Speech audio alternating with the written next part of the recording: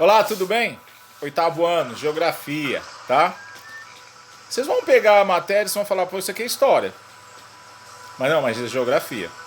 Interessante que ela, oitavo e nono ano, eu já expliquei, ela, ela acaba se casando muito. E a gente chama período de geohistória. Por quê? A gente vai falar do pós-independência norte-americana, ações específicas, como que os Estados Unidos ele se torna essa grande potência que ele se tornou. Então, tanto que o tema da atividade, do tema vai ser o Destino Manifesto. Olha que bonito, Destino Manifesto, né? Gente, tô usando uma música do fundo, chama Dólar Furado. É um clássico do western norte-americano, um filme de faroeste. Algum pai deve ter assistido aí, tá? Por que você pôs isso? Vocês vão entender. Tá, termina a guerra pela independência norte-americana, passam 5 anos em confronto entre as tropas de George Washington contra os britânicos. Pá, ganharam. O que acontece a partir daí? Bom, os ingleses viram que não tem jeito mais, reconhecem a independência norte-americana. E aí, os Estados Unidos já nascem com seus 50 países. Não, seus 50 países não, desculpa, seus 50 estados.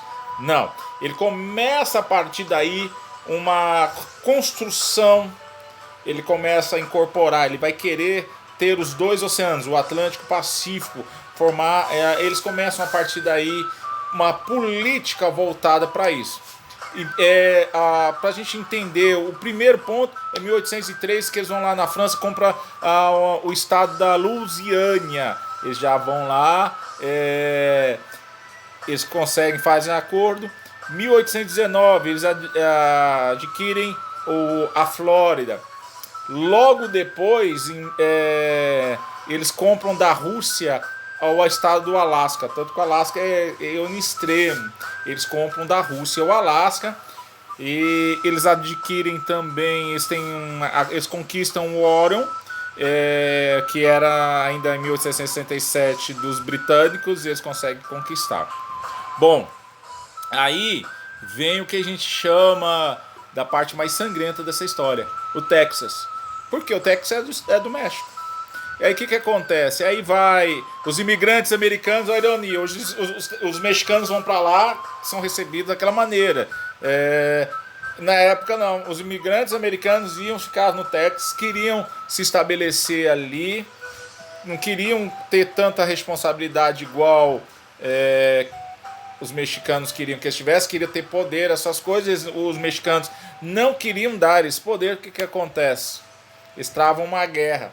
Tem uma guerra sangrenta, miserável, uma guerra sem precedentes.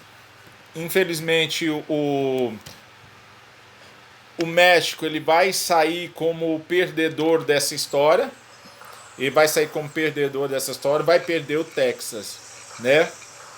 Bom, aí começa a questão da marcha para o oeste, que é o que? Definitivamente, além do Texas, uma parte ainda da Flórida que ficou, e para onde na questão do ouro. E eles vão assim, vão matar os índios, vão explorar os índios, eles vão buscar e vão pôr que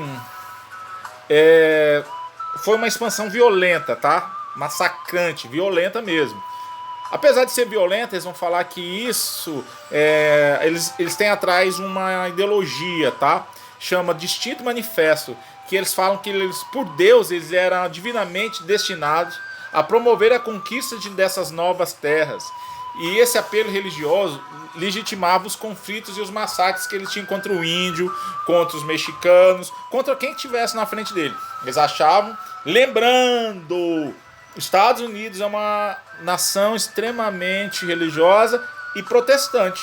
Então nós estamos falando de calvinistas, de luteranos, que impulsionaram isso. Em nome de Deus, calvinistas, luteranos fizeram esses massacres. Eles queriam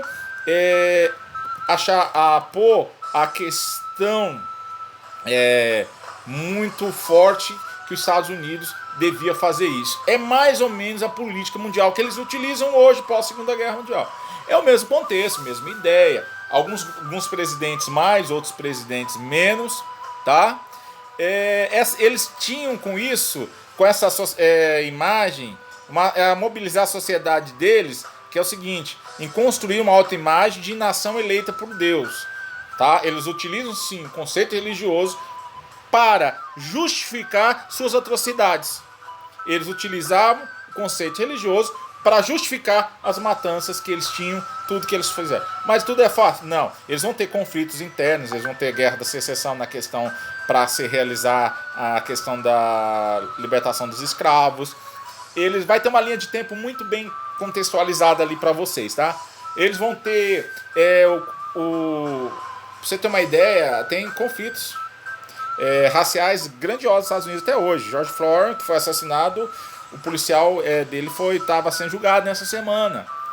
Vários líderes na década de 60, Malcolm X, ou Malcolm X e Martin Luther King, vão lutar pelos direitos civis negros, que até na década de 60 o negro não podia entrar no mesmo lado do ônibus de um branco, não podia participar da mesma lanchonete, estudar na mesma escola. Esse é os Estados Unidos, que se quer dizer tão avantajado e que é uma nação eleita por Deus, trata os seus iguais de maneira semelhante, de maneira diferente, quero dizer, tá?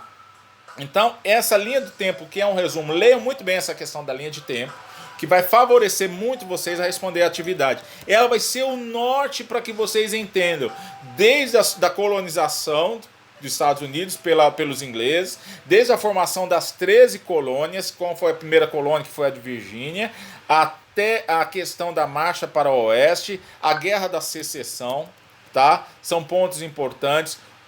A entrada, de uma certa forma, dos Estados Unidos na Primeira Guerra Mundial e na Segunda Guerra Mundial, as ações que eles utilizavam, a questão pelos direitos civis de Martin Luther King, eles apoiando ditadores de direita que massacraram a América Latina nos anos 60, 70 e 80, tá? Que tem dedo dele, e a invasão do Afeganistão e do Iraque em 2001 e 2003.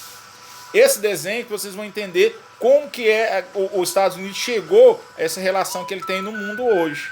Que ele acha que ele é soberano, que ele é dono do mundo, tá bom? São atividades fáceis, qualquer coisa vocês me procuram no privado, que eu mando mais algum material para vocês. Gente, pelo amor de Deus, põe o cabeçalho, não esqueça de pôr o cabeçalho, nome, escola, série, tá? E data, e a matéria é fundamental. Por exemplo, tem salas que eu dou 2, 3 matérias, eu preciso saber direitinho na hora de corrigir a atividade, tá bom? Um abraço. Nessa semana temos a aula online e eu acabo de explicar mais sobre essa matéria. Fiquem com Deus. Um abraço.